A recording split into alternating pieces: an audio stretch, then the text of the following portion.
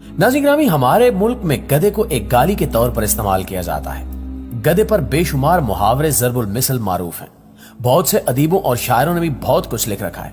लेकिन क्या आप जानते हैं कि गधे को अल्लाह ने क्यों पैदा फरमाया? गधे का गोश्त पहले हलाल था तो इसे हराम क्यों करार दिया गया? और चीन जैसा बड़ा मुल्क गधे खरीद कर इनसे कौन सा खतरनाक काम सरअंजाम देता है?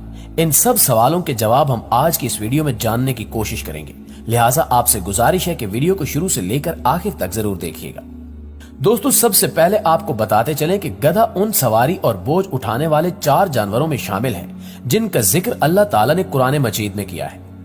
इरशाद बारी ताला है, उसने जानवर पैदा किए जिनमें तुम्हारे लिए लिबास और खुराक भी है और तरह तरह के दूसरे फायदे भी। इनमें तुम्हारे लिए जमाल है, जबकि सुबह तुम इन्हें चरने के लिए भेजते हो और जब शाम इन्हें वापस लाते हो वो तुम्हारे लिए बोझ ढोकर ऐसे मकामात तक ले जाते हैं जहां तुम सख्त जानफिशानी के बगैर नहीं पहुंच सकते। हकीकत यह है कि तुम्हारा रब ही शफीक और मेहरबान है। इसने घोड़े और खच्चर और गधे पैदा किए ताकि तुम इन पर सवार हो और वो तुम्हारी जिंदगी की रौनक बने। वो और बहुत सी चीजें तुम्हारे फायदे के लिए पैदा करता है जिनका तुम्हें इल्म नहीं। याद रहे कि आलमी इदारों की रिपोर्ट के मुताबिक दुनिया भर में 4 करोड़ गधे हैं और सबसे ज्यादा गधे पाकिस्तान, चीन, भारत, सूडान, चाड, मैक्सिको और इथियोपिया में पाए जाते हैं। विफाकी हुकूमत की सर्वे रिपोर्ट के मुताबिक जून 2021 तक पाकिस्तान में 56 लाख गधे थे और इनकी तादाद में इजाफा हुआ है, जबकि गधी 12 से 14 माह बाद सिर्फ एक ही बच्चा देती है। गधों की फजीलत यह है कि गधा अंबिया और रसूलों की सवारी रही है। यहां तक कि हजूर अकरम सल्लल्लाहु अलैहि वसल्लम की मिल्कियत में भी 2 गधे थे। एक का नाम अफीर और दूसरे का नाम यफूर था।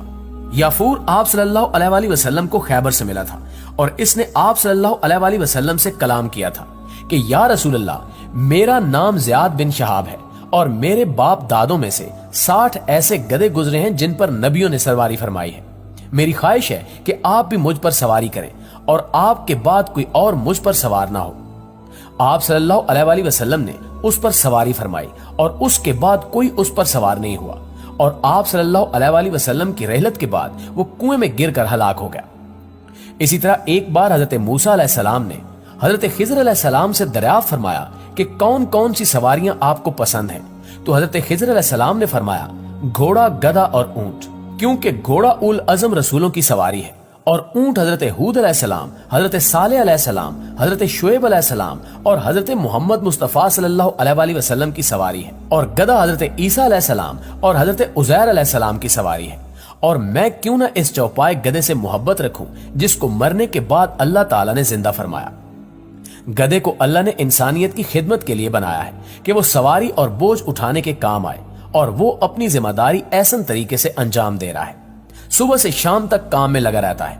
कभी बोझ उठाकर पहाड़ों पर ले जाता है, कभी सहरा में, कभी बाजारों में, कभी खेतों खलियानों में, मंडियों में कच्चे पक्के रास्तों पर रवां दवा रहता है। वही ताजा तरीन चारा अपनी पीठ पर लाद कर लाता है, लेकिन उसके सामने वो ताजा तरीन चारा दीगर जानवरों को डाल दिया जाता है और इसे कचरे के ढेर पर बांध दिया जाता है कि यहाँ से सड़ा सूखा बोसीदा बासी पुराना खाना खा ले और वही खाकर अपना पेट भर लेता है, दूसरों के चारे की तरफ नहीं देखता। हजरत अबू हुरैरा रज़ी अल्लाह ताला अन्हु रिवायत करते हैं कि नबी करीम सल्लल्लाहु अलैहि वसल्लम ने फरमाया कि जब मुर्ग की आवाज सुनो तो अल्लाह से उसका फजल मांगो, क्योंकि वो उस वक्त बोलता है जब उसे कोई फरिश्ता नजर आता है। और जब गधे के हींगने की आवाज सुनो तो शैतान मरदूद से अल्लाह की पनाह मांगो, क्योंकि वो उस वक्त शैतान को देख रहा होता है। नाज़रीन, इस जानवर के बारे में कहा जाता है कि ये पहले हलाल था लेकिन फिर हराम कर दिया गया।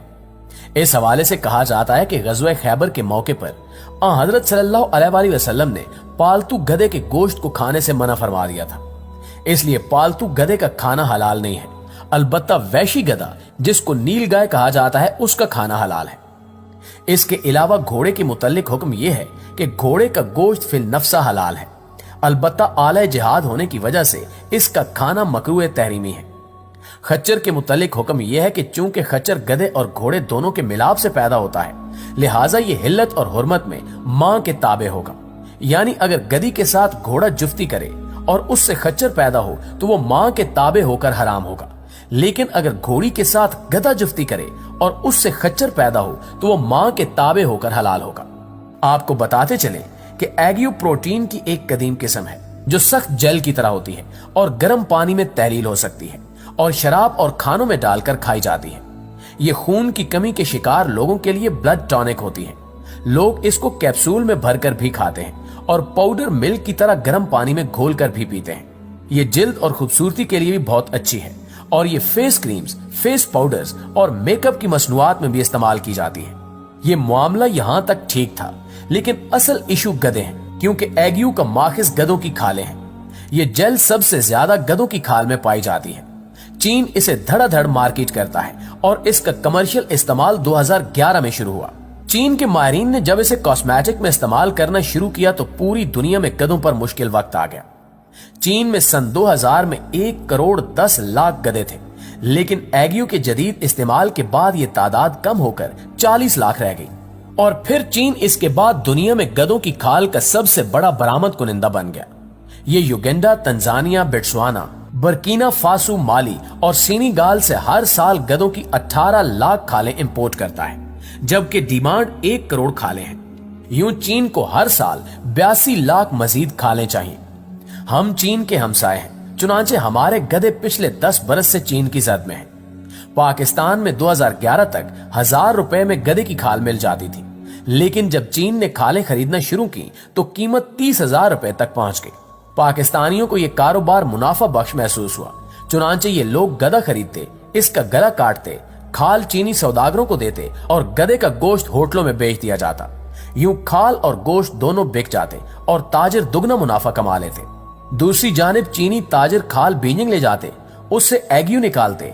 एग्यू $388 फी किलो फरोख्त होती है और एक खाल से अमूमन 5 किलोग्राम जेल निकल आती है। ये जेल निकलने के बाद खाल फर्नीचर बनाने वालों को बेच दी जाती है। यूं गधों की खाल फर्नीचर, एग्यू और गधा फरोश तीनों के रिस्क का जरिया बन गई। यह सिलसिला चलता रहा, लेकिन फिर 2016 में पता चला कि सिर्फ गधे की खाल नहीं बल्कि पूरा गधा ही कारआमद है और ये कॉस्मेटिक्स में भी इस्तेमाल हो सकता है। इन लोगों के मुताबिक इसका गोश्त भी सेहत के लिए इंतहाई मुफीद है और गधी का दूध इंसान की सांस की नाली खोल देता है। इस रिसर्च के बाद चीन में सालम गधे की डिमांड में इजाफा हो गया और चीनी ताजिर डॉलरों के ब्रीफकेस भरकर अफ्रीका पहुंच गए, जिसके बाद डिमांड और सप्लाई का इशू बना और अफ्रीका में गधों का बहरान पैदा हो गया। चुनांचे अफ्रीकी मुल्क ने गधों और गधों की खालों की एक्सपोर्ट बंद कर दी। अफ्रीका से जवाब मिलने के बाद पाकिस्तान गधों के मामले में चीन की वाहिद आस बन गया।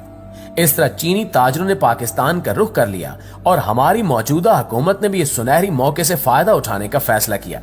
खैबर पख्तूनख्वा बाकी सूबों से सबकत ले गया और इसने चीन की जरूरत पूरी करने के लिए सूबे में डंकी फार्मिंग का प्रोजेक्ट लॉन्च कर दिया और अब केपी के हुकूमत ने मुआशी पोटेंशियल देखते हुए गधों की अफजाइश के लिए खसूसी इंतजामात भी शुरू कर दिए हैं और गधों के कद काट और खूबसूरती के लिए जदीद टेक्नोलॉजी भी इस्तेमाल की जाएगी। जी तो मुआजिज दोस्तों, ये थी हमारी आज की वीडियो। इस हवाले से आप दोस्तों की राय क्या कहती है कमेंट करके हमारे साथ शेयर जरूर कीजिएगा। इंशाल्लाह आपसे मुलाकात होती है अगली वीडियो में। तब तक अपना ख्याल रखिए। अल्लाह निगहबान।